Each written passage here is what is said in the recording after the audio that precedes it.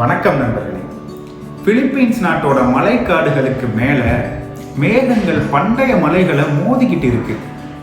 சூரிய ஒளி தரையில் படாத இந்த காடுகளில் ஒரு வேட்டைக்கார பறவை வாழுது.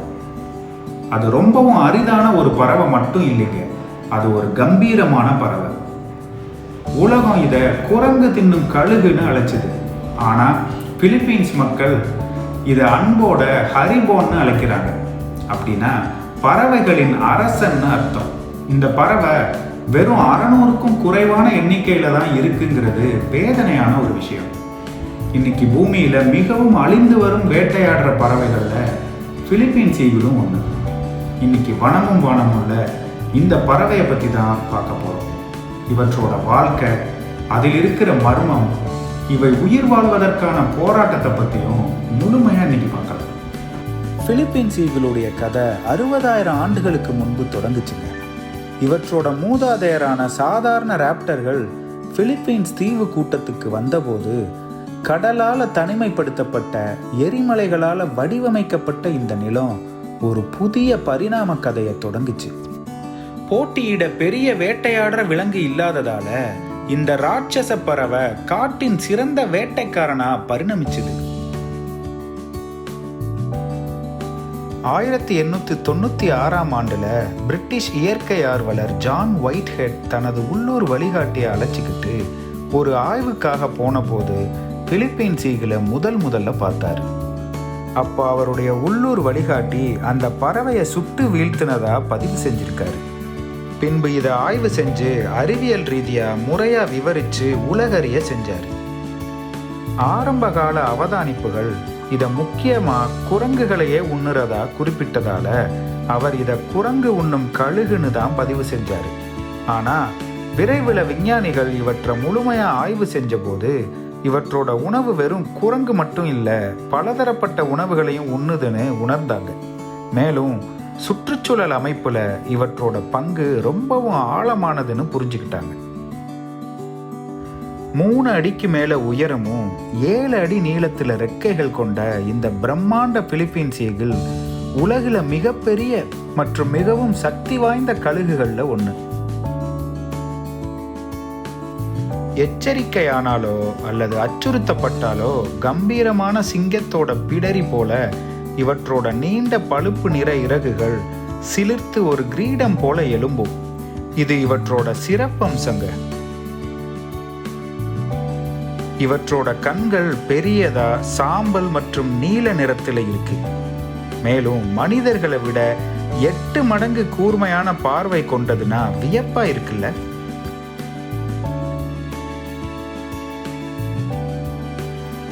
உடல் விகிதாச்சாரத்தோட அடிப்படையில் பார்த்தா இவற்றோட நகங்கள் ஒரு கிறிஸ்லி கரடியோட பாதத்தை விட பெருசு. கடுமையா நசுக்கக்கூடிய மற்றும் சக்தியை செலுத்தக்கூடிய திறன் கொண்டது. இப்படி மலைக்காடுகள்ல ஆதிக்கம் செலுத்துறதுக்குன்னே இயற்கையால வடிவமைச்ச மாதிரி தோற்றம் கொண்டது தாங்க இந்த பறவையுடைய சிறப்பம்சமே. பிலிப்பீன்ஸ் கழுகுகள் ஒரு காலத்துல தீவுகளின் பெரிய பகுதிகளில் பரவி இருந்தது. ஆனா இன்று லூசான், சமர், லேட்டே மற்றும் மிண்டனாவ் போன்ற 4 பகுதிகளில் மட்டுமே வாழுது. இதுல கிட்டத்தட்ட 80% பறவைகள் மிண்டனாவுல தான் வாழுது. இந்த பிலிப்பீன்ஸ் மலைக்காடுகள் பூமியில மிகவும் பல்லுயிர் பன்முகத்தன்மை கொண்ட இடங்கள்ல ஒண்ணுங்க.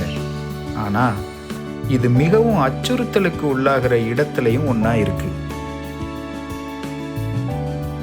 இந்த வகை கழுகுகள் பரந்த வனப்பகுதிகளை சார்ந்தே இருக்குங்க.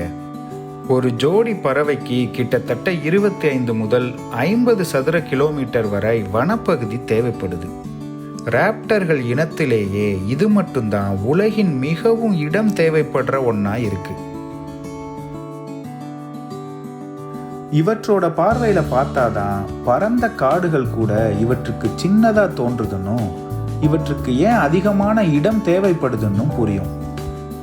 இவை விரிவா வேட்டையாடுறதால பரந்த பெரிய நிலப்பரப்பு தேவைப்படுது. சரி, இந்த பறவை எப்படி சத்தம் எழுப்புதுன்னு பார்ப்போம்.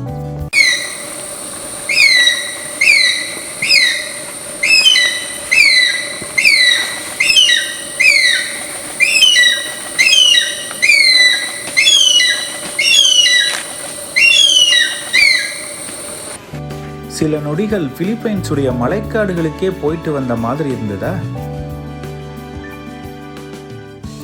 முன்பு நம்பப்பட்டது போல பிலிப்பீன்ஸ் ஈகிள் பிரதானமாக குரங்குகளை மட்டும் உண்ணுறதில்லைங்க. இது ஆச்சரியம் ஊட்டுற மாதிரி பல வகையான விலங்குகளை வேட்டையாடி உண்ணுது.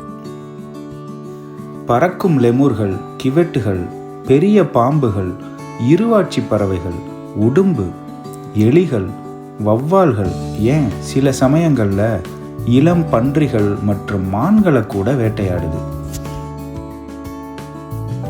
இந்த வகை கழுகுகள் மணிக்கணக்கில் அமைதியாக காத்திருக்கும். சுற்றி இருக்கிற இலைகளோட இலையா உருமுறைஞ்சு இரை எதிர்பாராத நேரத்தில் மரங்கள் வழியா ரெக்கையை அடித்து மணிக்கு 80 கிலோமீட்டர் வேகத்தில் பறந்து கொடிய துல்லியத்தோட இரையை தாக்குது. ஆராய்ச்சியாளர்கள் அதன் தாக்குதல் திறன் மிகவும் சக்தி வாய்ந்ததுன்னு சொல்றாங்க. இரைக்கு எதிர்வினையாற்ற ஒரு வினாடி கூட நேரம் இருக்காதுன்னு சொல்றாங்க. இந்த பறவை அப்படி ஒரு சிறந்த வேட்டைக்காரன். பிலிப்பீன்ஸ் ஈகிளுக்கு இருக்கிற மிகப்பெரிய பிரச்சனை மெதுவான இனப்பெருக்கம் தான். ஒரு ஜோடி ஒவ்வொரு 2 ஆண்டுக்கு மட்டுமே ஒரே ஒரு முட்டையை இடுது. பெற்றோர் இருவரும் மாறி மாறி கிட்டத்தட்ட 60 நாட்களுக்கு முட்டையை அடைக்காக்குதுங்க. இது கழுகுகள்லையே மிக நீண்ட அடைகாக்கிற காலங்க. குஞ்சு பொரிச்ச உடனே அது 18 மாதங்கள் வரை தன் பெற்றோர்களை சார்ந்தே இருக்குது. இளம் கழுகுகள் பறந்து வேட்டையாட தொடங்கும் போதுதான் அந்த ஜோடி மற்றொரு குஞ்சுக்கு தயாராகுது. இந்த மெதுவான சுழற்சி ஒவ்வொரு குஞ்சுகளையும் விலைமதிப்பற்றதா ஆக்குது. மேலும் ஒவ்வொரு மரணமும் பேரழிவை ஏற்படுத்துதுங்க.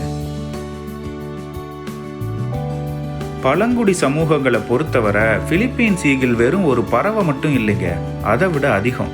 இது சக்தி, ஆவி மற்றும் மூதாதையர்களுடைய வழிகாட்டுற சின்னமா பார்க்குறாங்க. உள்ளூர் பழங்குடியினர் இந்த கழுகு காட்டை கண்காணிச்சு இங்க வாழ்க்கையோட சமநிலையை பாதுகாக்குதுன்னு நம்புறாங்க. இவர்கள் இவற்றுக்கு தீங்கு விளைவிப்பதை ஒரு பெருங்குற்றமாவே பார்த்தாங்க.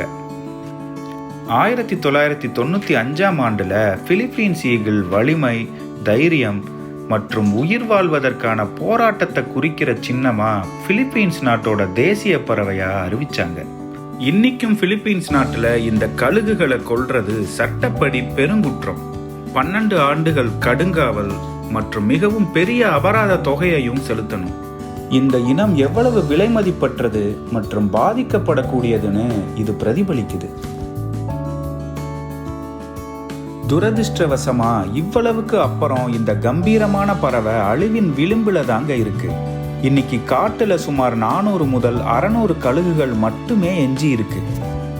மரம் வெட்டுதல் மற்றும் விவசாயத்திற்காக காடழிப்பு, வேட்டையாடுதல் மற்றும் சட்டவிரோதமான வனவிலங்கு வர்த்தகம், மின் கம்பிகளிலிருந்து மின்சார தாக்குதல், குறைந்த இனப்பெருக்க விகிதம், இறை கிடைக்கிற தன்மையை மாத்திர காலநிலை மாற்றம், இப்படி எத்தனையோ சவால்கள் இருந்தாலும் வாழ்விட இழப்பு தான் மிகப்பெரிய அச்சுறுத்தலா இருக்கு. காடுகள் அழியும் போது இந்த கழுகுகளும் மறைஞ்சிடுங்கிறது தான் நிதர்சனமான உண்மை. இந்த கம்பீரமான பறவைக்கு பிலிப்பீன்ஸ் நாட்டில் பல முறை தபால் தலைகளை வெளியிட்டிருக்காங்க. இது தவிர சிங்கப்பூர், கன்சி, Brazil, Cuba, Niger, Gabon, Angola மற்றும் ஐக்கிய நாடுகள் சபை உட்பட பல நாடுகள் சிறப்பு தபால் தலைகளை வெளியிட்டிருக்காங்க. பிலிப்பீன்ஸ் நாட்டோட பணத்தால் மற்றும் நாணயங்கள்லையும் இவற்றை பார்க்க முடியும். இது தவிர Spain, cook island, Ivory Coast மற்றும் நியூ தீவுகள் போன்ற நாடுகள் சிறப்பு நாணயங்களை வெளியிட்டிருக்காங்க. இவை பெரும்பாலும் நாணய சேகரிப்பாளர்களுக்காக குறைந்த அளவு மட்டுமே அச்சடிக்கப்படும். இந்த மாதிரி நாணயங்கள் ரொம்ப கலை நுணுக்கத்தோடவும் பொதுவாக வெள்ளியிலையும் அச்சடிக்கிறாங்க. இந்த அரிய பறவைக்கு இருக்கிற உலகளாவிய மரியாதை மற்றும் ஈர்ப்பை இது எடுத்துக்காட்டுதுங்க. 600க்கும் குறைவான பிலிப்பீன்ஸ் ஈகிள்கள் மட்டுமே இருக்கிறதால IUCN பட்டியலில் கிரிட்டிக்கல்லி என்டேஞ்சர், அதாவது மிகவும் ஆபத்தான நிலையில் உள்ளதா வகைப்படுத்தியிருக்காங்க.